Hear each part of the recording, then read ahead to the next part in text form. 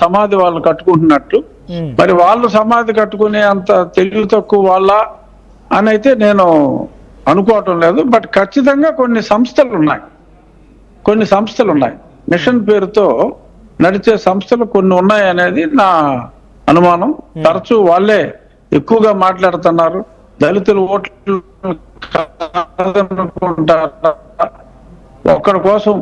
ఒక్కడి కోసం అలా మాట్లాడే రఘురామకృష్ణరాజుని మీరు క్షమిస్తారా అని మా పార్టీల వారికే ఇండైరెక్ట్ గా ఈ మధ్యన అరకోట్లు నీళ్ళు కోట్లు వేసుకుని కొంతమంది మాట్లాడుతున్నారు. సో ఖచ్చితంగా వాళ్ళు ఉండే అవకాశం చాలా ఎక్కువగా ఉంది.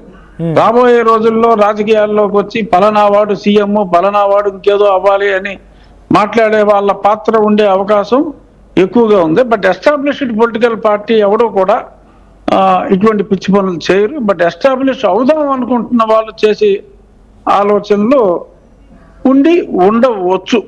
అంటే ఇట్స్ ఓన్లీ మీరు అడిగారు కాబట్టి నా మధ్యలో ఉన్న అనుమానాన్ని తెలియజేస్తున్నాను. కావచ్చు, కాకపోవచ్చు, బట్ అయ్యే అవకాశాలు ఎక్కువగా ఉన్నాయన్నమాట అయితే నిజం. థ్యాంక్ యూ అండి, thank you for joining us.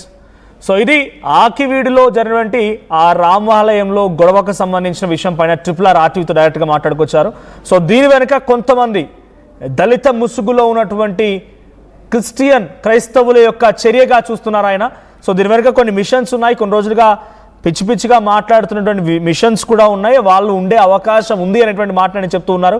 ఆయన అక్కడికి వెళ్ళిపోయి ఫుల్ హై సెక్యూరిటీ మధ్యలో రాముల వారి మెడలో ఆ పూలదండ వేసి ఇలా రిటర్న్ అయ్యారు. లేదో రిటర్న్ అయ్యేటువంటి క్రమంలో కూడా ఆయన కారుపై కూడా చిన్నగా మేకులతో గీరడం, లేకపోతే వాటిపైన కూడా గీతలు పెట్టే ప్రయత్నం చేస్తూ నినాదాలు ఇస్తూ చేశారంట. వన్స్ ఆయన అక్కడి నుంచి ఎగ్జిట్ అయిపోగానే అక్కడ ఉన్నటువంటి జన సైనికుల పైన దాడి జరిగింది. వాళ్ళ వీపుల పైన కొట్టారు, రక్తాలు కారుతూ ఉన్నాయి, తల్లో మేకు దించారనేటువంటి మాటని చెప్తున్నారు. కొంత హైటెన్షన్ చోటు చేసుకుంది. దీన్ని ట్యాకిల్ చేయడానికి చట్టరీత్యా వెళ్తాం, అన్ని రకాలుగా చర్యలు తీసుకుంటామంటే మాటని RRR చెప్తున్నారు. ఒకసారి మళ్ళీ ఆకువీడిలో ఏం జరిగింది, అక్కడ ఎటువంటి ఉద్రిక్తత పరిస్థితి నెలకొంది, ఆ visuals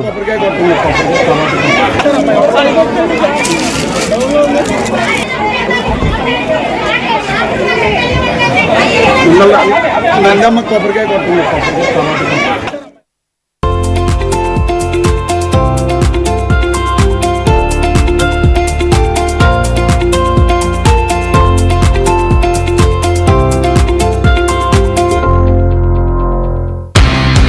At KLA, we help you not only gain knowledge, but also experience it. KL deemed to be university.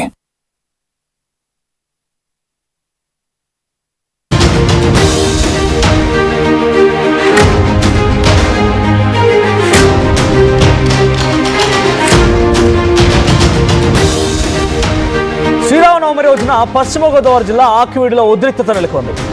Akividu రామాలయంలో డిప్యూటీ స్పీకర్ రఘురామ ప్రత్యేక పూజలు నిర్వహించారు. అయితే RRR వెళ్ళిపోగానే రామాలయంలోకి భారీగా తరలి వచ్చిన ఓ వర్గం మహిళలంతా కూడా రాముడి విగ్రహం నుంచి పూలదండలు తీసివేశారు, ఆందోళన చేపట్టారు. అయితే అక్కడే ఉన్నటువంటి జనసేన కార్యకర్తల పైన మేకులు, రాళ్లతో దాడి చేశారు. పలువురికి చాలా తీవ్రంగా గాయాలయ్యాయి, ఆసుపత్రికి కూడా తరలించారు.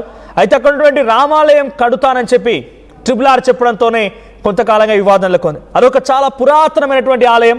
ఆకివీడులో ఉన్నటువంటి పురాతనమైన ఆలయంలో ఈరోజు భారీ పోలీస్ బందోబస్తు మధ్యలోనే RRR అక్కడికి చేరుకున్నారు.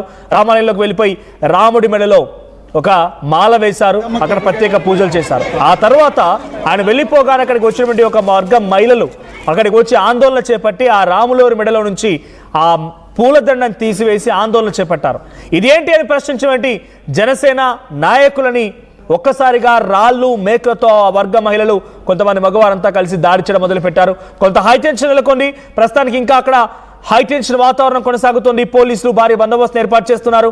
సో ఆ రాముల వారి మెడలో నుంచి ఆ పూలదండను తీసివేయడం విజువల్స్ మనం చూస్తున్నాం.